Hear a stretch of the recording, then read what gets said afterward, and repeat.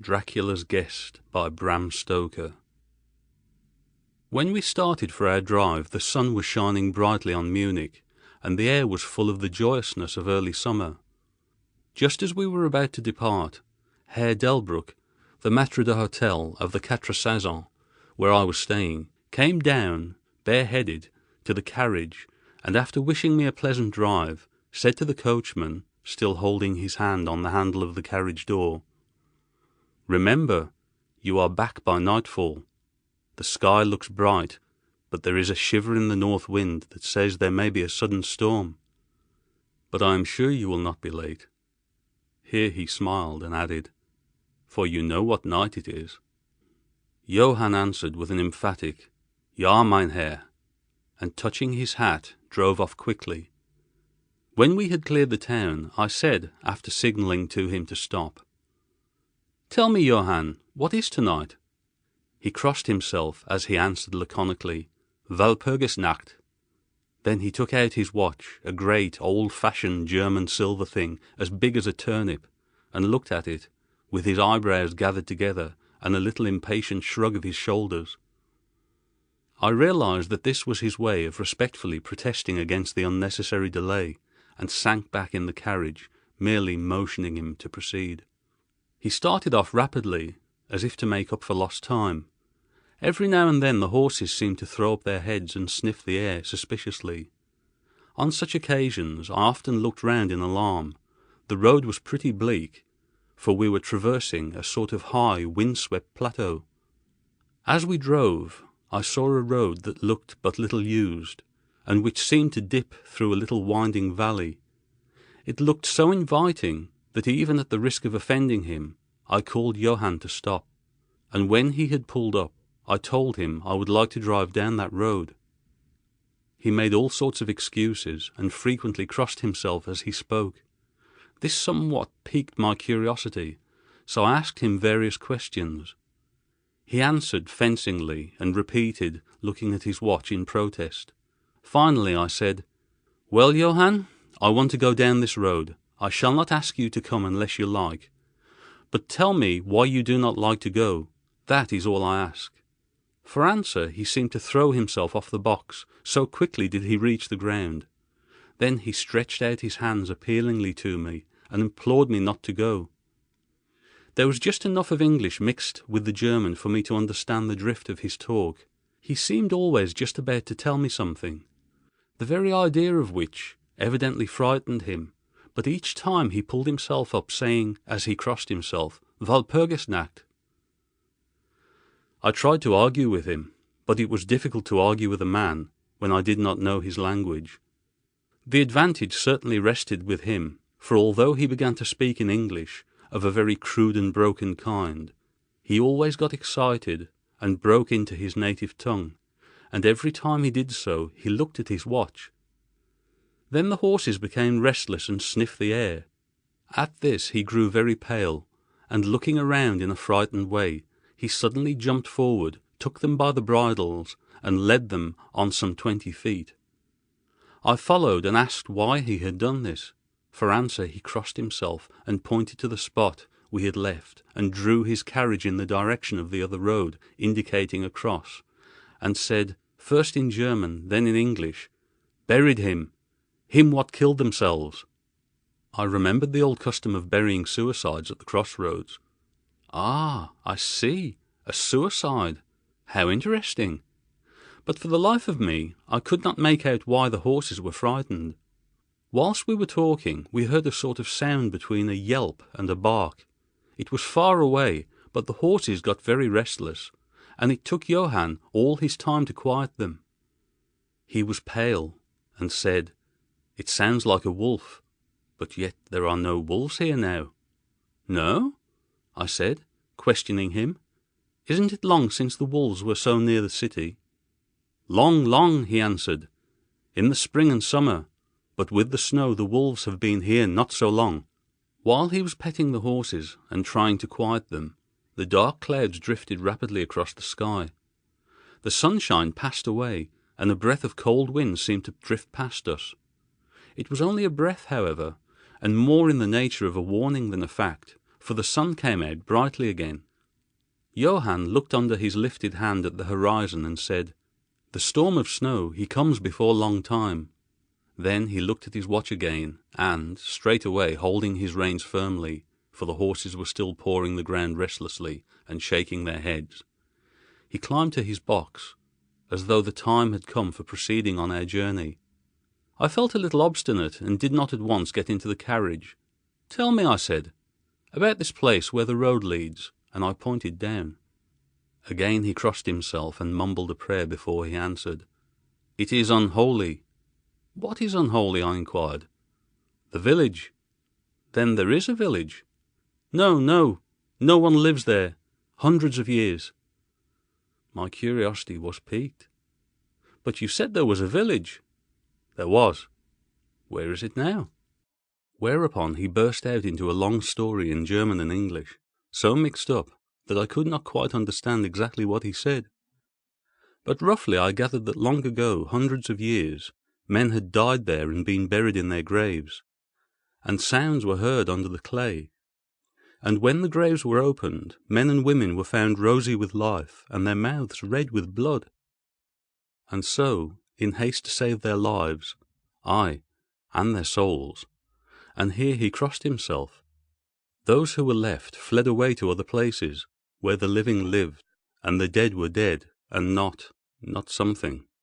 He was evidently afraid to speak the last words. As he proceeded with his narration, he grew more and more excited.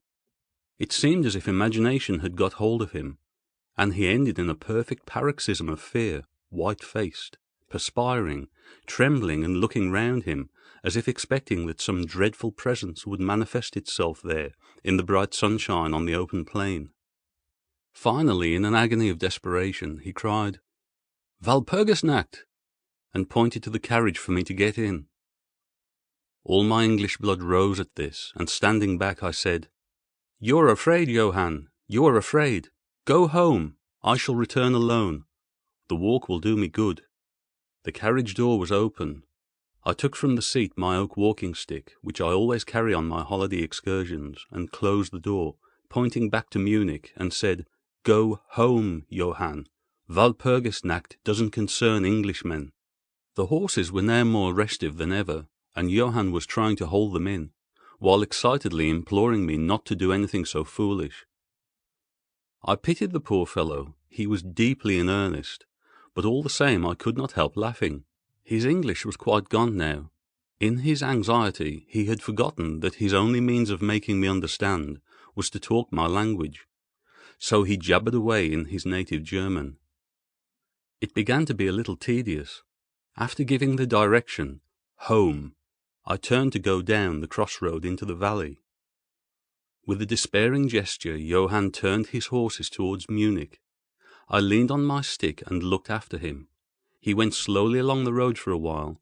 Then there came over the crest of the hill a man, tall and thin. I could see so much in the distance. When he drew near the horses, they began to jump and kick about, then to scream with terror. Johann could not hold them in. They bolted down the road, running away madly. I watched them out of sight, then looked for the stranger, but I found that he, too, was gone.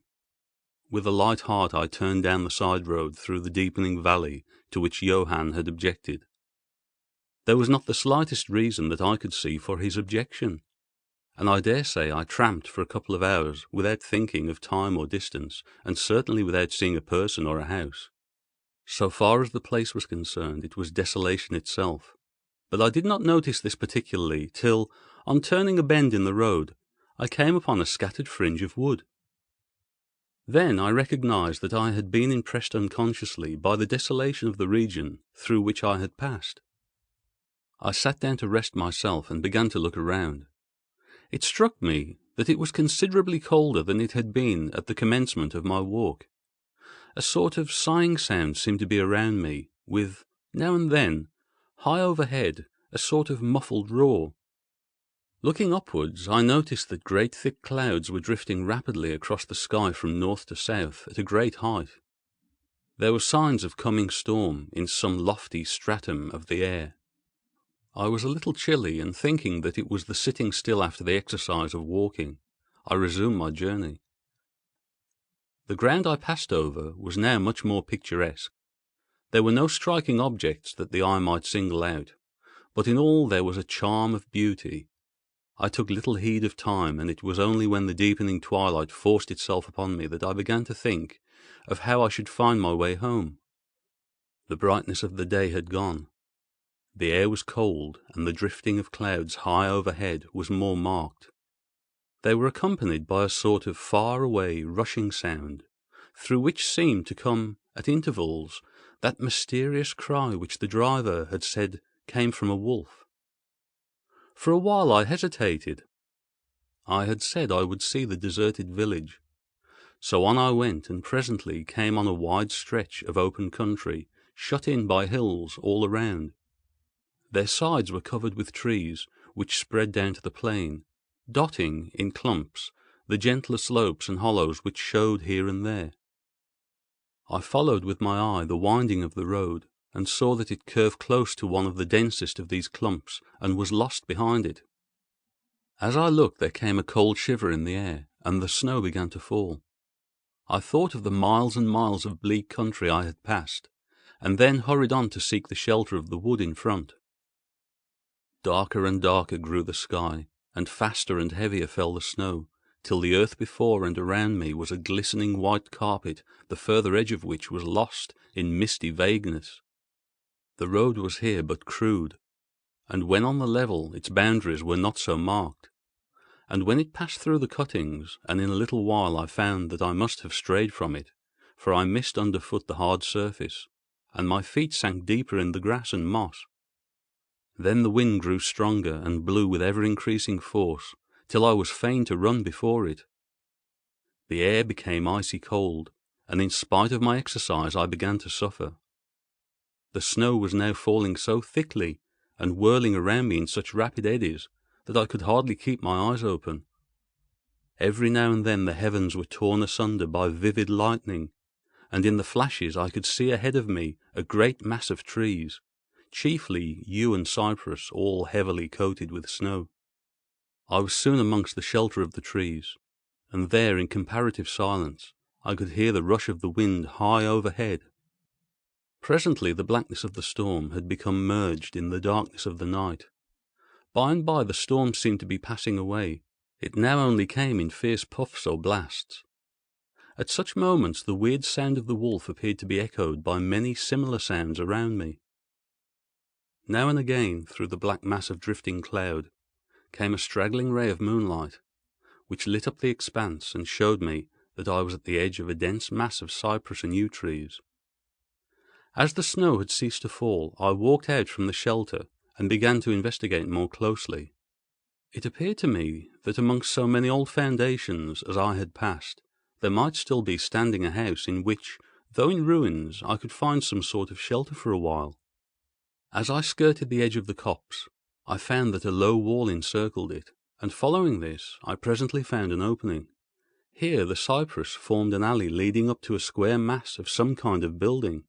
Just as I caught sight of this, however, the drifting clouds obscured the moon, and I passed up the path in darkness.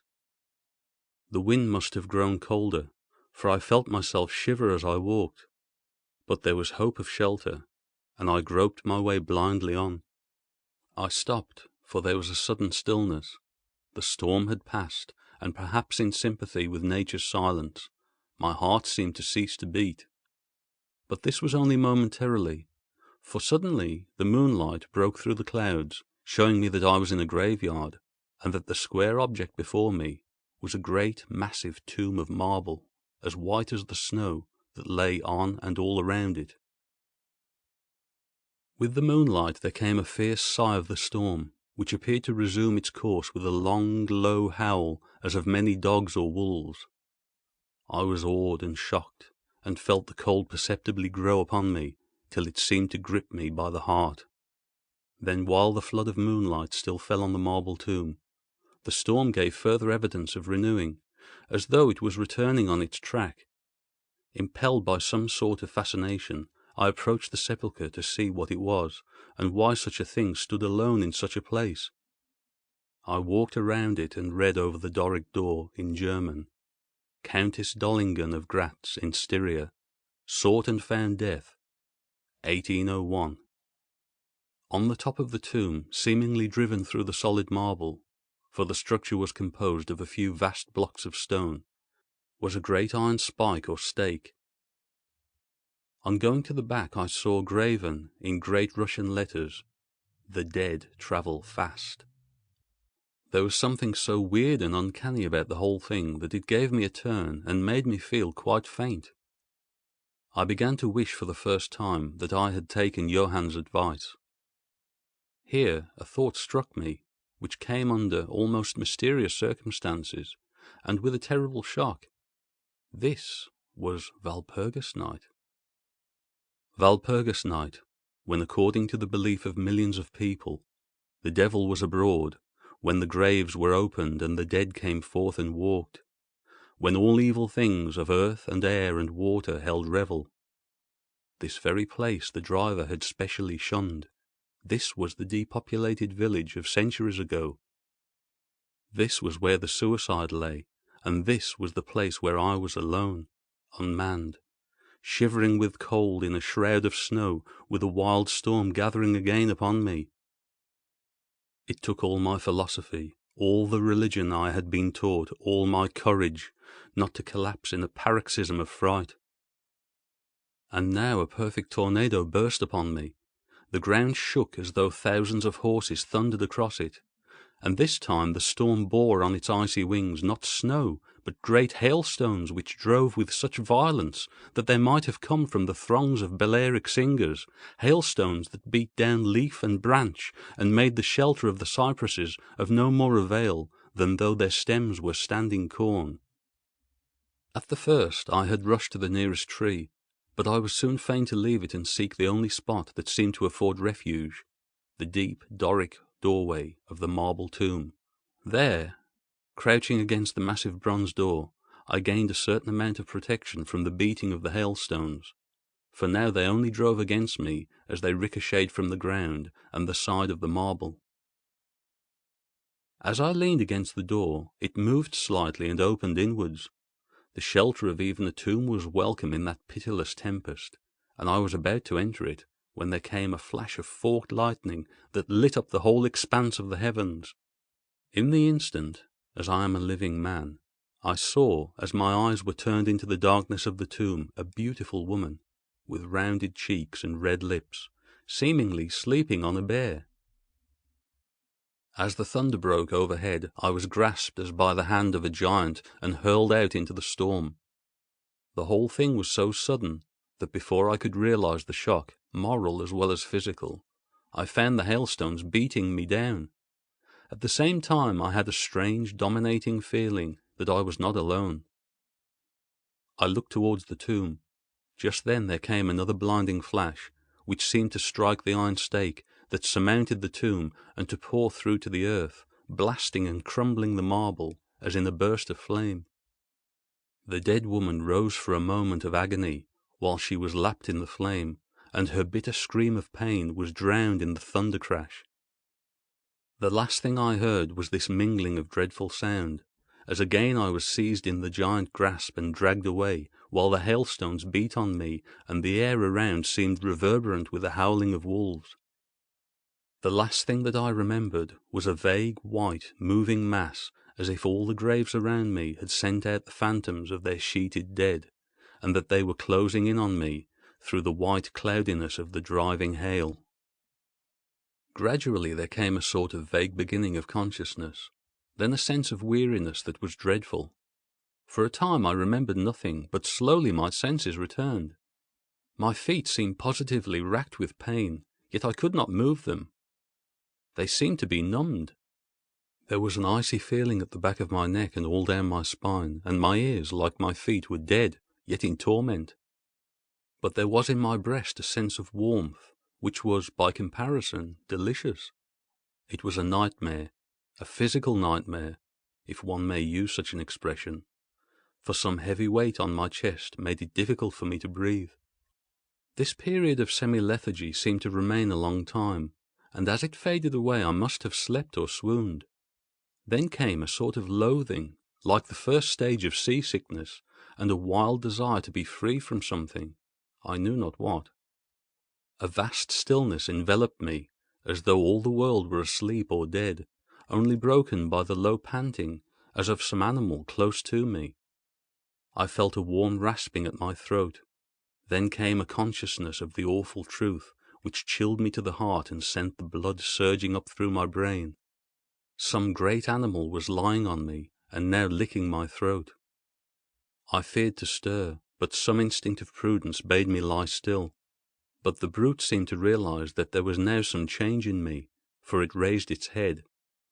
Through my eyelashes I saw above me the two great, flaming eyes of a gigantic wolf. Its sharp, white teeth gleamed in the gaping red mouth, and I could feel its hot breath fierce and acrid upon me. For another spell of time I remembered no more. Then I became conscious of a low growl, followed by a yelp, renewed again and again. Then, seemingly very far away, I heard a "Halloa! Halloa!" as of many voices calling in unison. Cautiously I raised my head and looked in the direction whence the sound came. But the cemetery blocked my view. The wolf still continued to yelp in a strange way, and a red glare began to move around the grove of cypresses as though following the sound. As the voices drew closer, the wolf yelped faster and louder. I feared to make either sound or motion. Nearer came the red glow over the white pall which stretched into the darkness around me. Then all at once from beyond the trees there came at a trot a troop of horsemen bearing torches. The wolf rose from my breast and made for the cemetery. I saw one of the horsemen, soldiers by their caps and long military cloaks, raise his carbine and take aim. A companion knocked up his arm, and I heard the ball whiz over my head. He had evidently taken my body for that of the wolf. Another sighted the animal as it slunk away, and a shot followed. Then, at a gallop, the troop rode forward, some towards me, others following the wolf as it disappeared amongst the snow-clad cypresses. As they drew nearer, I tried to move, but was powerless, although I could see and hear all that went on around me. 2 or 3 of the soldiers jumped from their horses and knelt beside me. One of them raised my head and placed his hand over my heart. "Good news, comrades," he cried. "His heart still beats." Then some brandy was poured down my throat.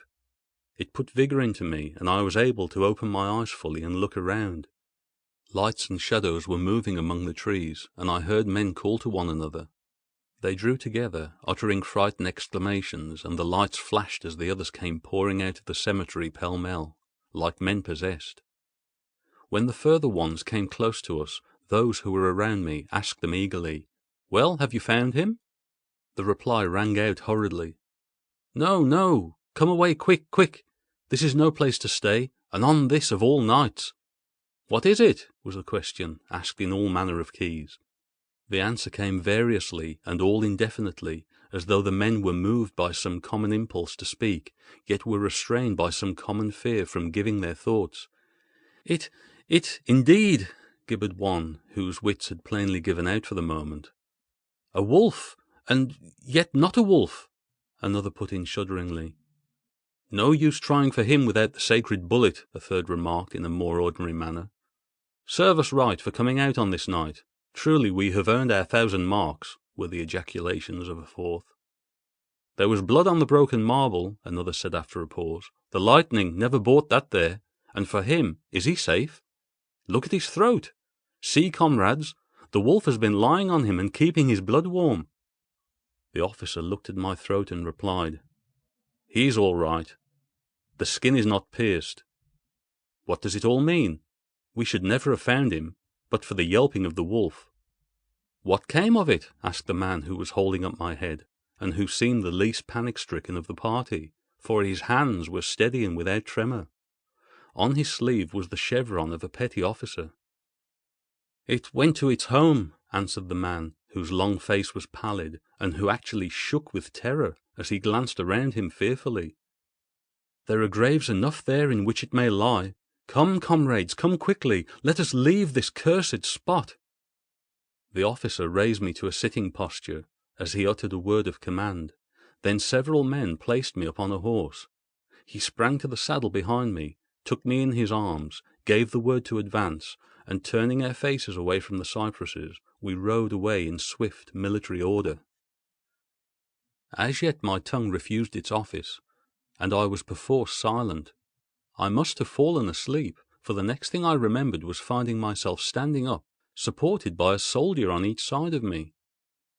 It was almost broad daylight, and to the north a red streak of sunlight was reflected, like a path of blood, over the waste of snow. The officer was telling the men to say nothing of what they had seen, except that they found an English stranger guarded by a large dog. "Dog! That was no dog," cut in the man who had exhibited such fear. "I think I know a wolf when I see one." The young officer answered calmly, "I said dog." "Dog," reiterated the other ironically. It was evident that his courage was rising with the sun, and pointing to me, he said, "Look at his throat. Is that the work of a dog, master?" Instinctively I raised my hand to my throat, and as I touched it I cried out in pain. The men crowded round to look, some stooping down from their saddles, and again there came the calm voice of the young officer. "A dog, as I said. If aught else were said, we should only be laughed at." I was then mounted behind a trooper, and we rode on into the suburbs of Munich. Here we came across a stray carriage, into which I was lifted, and it was driven off to the Quatre Saisons, the young officer accompanying me, whilst a trooper followed with his horse, and the others rode off to their barracks. When we arrived, Herr Delbruck rushed so quickly down the steps to meet me that it was apparent he had been watching within. Taking me by both hands, he solicitously led me in. The officer saluted me, and was turning to withdraw when I recognized his purpose, and insisted that he should come to my rooms. Over a glass of wine I warmly thanked him and his brave comrades for saving me. He replied simply that he was more than glad, and that Herr Delbruck had at first taken steps to make all the searching party pleased, at which ambiguous utterance the maître d'hôtel smiled, while the officer pleaded duty, and withdrew. "But Herr Delbruck," I inquired, "how and why was it that soldiers searched for me?" He shrugged his shoulders as if in depreciation of his own deed, as he replied, "I was so fortunate as to obtain leave from the commander of the regiment in which I served to ask for volunteers." "But how did you know I was lost?" I asked. "The driver came hither with the remains of his carriage, which had been upset when the horses ran away." "But surely you would not send a search party of soldiers merely on his account?" "Oh no," he answered. "But even before the coachman arrived, I had this telegram from the boyar whose guest you are." And he took from his pocket a telegram, which he handed to me, and I read: "Bistritz. Be careful of my guest. His safety is most precious to me. Should aught happen to him, or if he be missed, spare nothing to find him and ensure his safety.